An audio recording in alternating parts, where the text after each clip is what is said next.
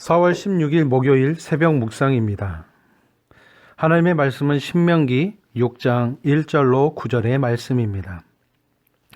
이는 곧 너희의 하나님 여호와께서 너희에게 가르치라고 명하신 명령과 규례와 법도라.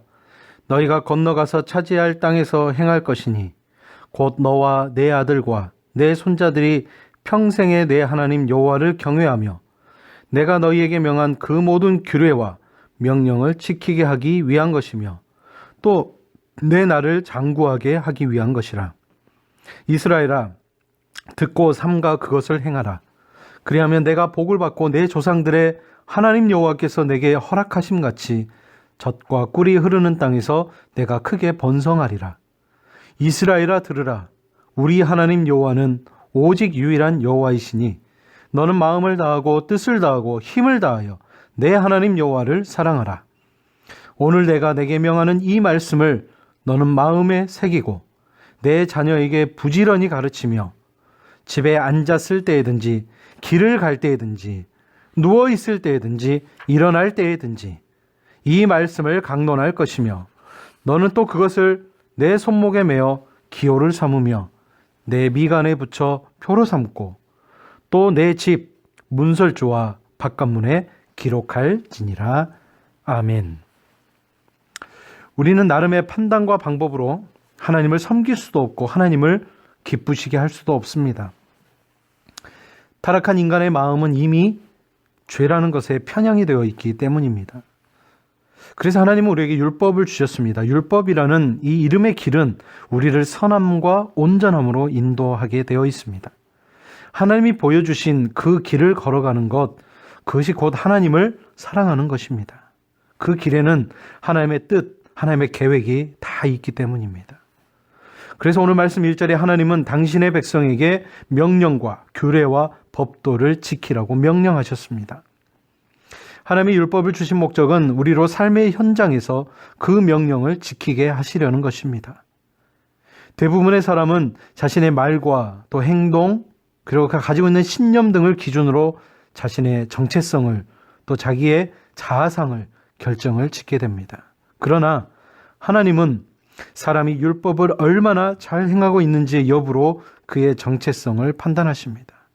따라서 중요한 것은 우리가 오늘 하루의 삶, 우리가 거하는 공간에서 하나님의 명령을 실천하고 있는지 이것에 따라 있는 여부입니다. 신명기 5장 29절에 그 실천과 순종이 단회적이어서는 안 된다고 말합니다. 바로 여호와를 향한 그 사랑, 하나님을 향한 경외함은 매일매일 계속되어야 합니다.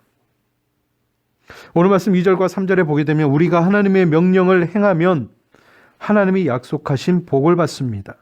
그리고 그 율법을 지키면 삶이 풍성해진다고 말씀합니다. 많은 사람들이 풍성한 삶을 살기 위해 나름대로 노력하지만 성경의 방법을 따르지 않으면 그 모든 수고는 헛될 뿐입니다. 하나님을 섬기지 않는 사람들, 그 사람들은 자신의 뜻, 자신의 계획대로 살아야 삶이 부요해지고 하나님의 뜻, 즉 신의 뜻을 따르면 삶이 고달파진다고 여깁니다. 그러나 성경은 명확하게 말합니다. 우리가 율법을 지켜서 하나님과 함께할 때 하나님이 우리의 삶을 복으로 채우시리라고 말씀합니다. 복된 삶을 사는 비결은 하나님의 뜻을 헤아리고 순종하는 데 있습니다. 오늘 말씀 4절에 율법의 시작은 명확하게 이렇게 말씀합니다. 하나님이 계시고 그 하나님은 유일하신 하나님이시다. 이것이 바로 우리가 믿는 믿음의 시작입니다. 우리는 복잡하고 많은 문제로 어려움을 겪게 되곤 합니다.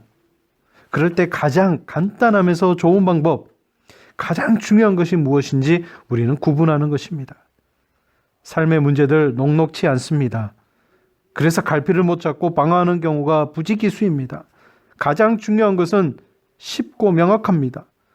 하나님이 살아계시고 그분이 우리를 통해 자신의 뜻을 이루기를 원하신다는 것입니다. 먼저 하나님 앞에 무릎을 꿇고 잠잠하게 하나님의 인도를 구해 보십시오. 우리 삶의 모든 문제가 거기서부터 해결되기 시작할 것입니다. 요한일서 4장 8절에 하나님은 사랑이시라고, 율법은 바로 마음, 뜻, 힘을 다해 하나님을 사랑하라고 명령하십니다. 우리를 사랑하셔서 요한복음 3장 16절에 독생자를 내어 주셨다고 말씀합니다. 물론 우리가 하나님께 받은 사랑만큼 하나님을 우리는 절대 사랑할 수 없습니다. 그래서 우리는 최선을 다해 사랑할 수 있는 최대치로 하나님을 섬겨야 합니다. 하나님을 대충 믿고 대충 따르는 삶이란 없습니다. 타협하듯이 거래하듯이 하나님을 믿을 수는 없습니다. 최선을 다해 하나님을 사랑하십시오. 말씀을 마음에 새기고 부지런히 가르치고 강론하고 기록하는 것, 오늘 말씀 7절과 9절에 주시는 하나님을 사랑하는 한 방법에 대해서 우리에게 잘 말씀해 주고 있습니다. 하나님을 사랑하는 사람은 바로 말씀 가운데 거합니다. 시편 1편 2절에 주야로 말씀을 묵상한다고 말씀합니다.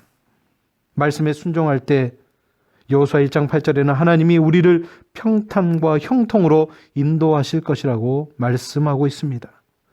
바로 성경 가운데 길이 있고 그 안에 이 세상을 살아가는 하나님을 만나는 지혜가 있음을 분명히 우리는 깨달을 수 있는 저 여러분 되시기를 바랍니다. 미가서 6장 7절에 하나님은 천천의 순양, 만만의 강물 같은 그러한 기름을 기뻐하지 않으신다고 분명하게 말씀합니다. 오늘 한 날을 살아갈 때에 하나님이 보이신 그 길을 겸손히 따르는 것이 바로 하나님을 사랑하는 방법임을 깨닫고 나아갈 수 있는 저와 여러분 되시기를 바랍니다. 기도하겠습니다. 사랑의 하나님 감사합니다. 우리가 누군가를 사랑하게 될 때 그 사람을 알고 이해하기 위해 우리는 노력합니다.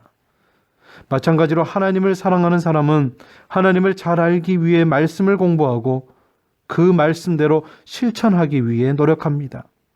예배에 참석하고 하나님을 사랑한다고 말하는 것만으로는 우리는 부족합니다. 말씀에 대한 지식, 말씀에 대한 순종 없이는 이 모든 게 그저 종교적인 행위만으로 하나님을 사랑한다고 말할 수 없음을 깨닫는 우리가 되게 하여 주옵소서. 하나님이 우리를 얼만큼 사랑하신지를 다시 한번 깨닫는 이 한날의 삶이 되기를 원합니다. 사랑의 하나님, 많은 나라와 이 민족이 하나님 참으로 어려움 가운데 있습니다. 경제적으로, 정치적으로, 문화적으로 혼돈의 삶 가운데 우리는 살아가고 있습니다. 주님, 이 땅을 불쌍히 여겨주시고 이 나라의 민족을 불쌍히 여겨주시고 하늘의 문을 열어주시고 우리의 간구하는 모든 것들을 위해 하나님의 귀한 것으로 채워주시옵소서. 긍휼을 베풀어 주시고 이제 하나님이 다시 한번 우리에게 허락해 주신 그 기회를 따라 하나님 앞에 바로 서서 나아갈 수 있는 우리 모든 공동체 한 사람 한 사람 되게 하여 주시옵소서. 모든 말씀 예수님의 이름으로 기도드리오며 이제는 주님이 가르쳐 주신 기도를 드리오니 하늘에 계신 우리 아버지, 아버지의 이름을 거룩하게 하시며 아버지의 나라가 오게 하시며 아버지의 뜻이 하늘에서와 같이 땅에서도 이루어지게 하소서. 오늘 우리에게 일용할 양식을 주시고 우리가 우리에게 잘못한 사람을 용서하여 준 것 같이 우리 죄를 용서하여 주시고 우리를 시험에 빠지지 않게 하시고 악에서 구하소서. 나라와 권능과 영광이 영원히 아버지의 것입니다. 아멘.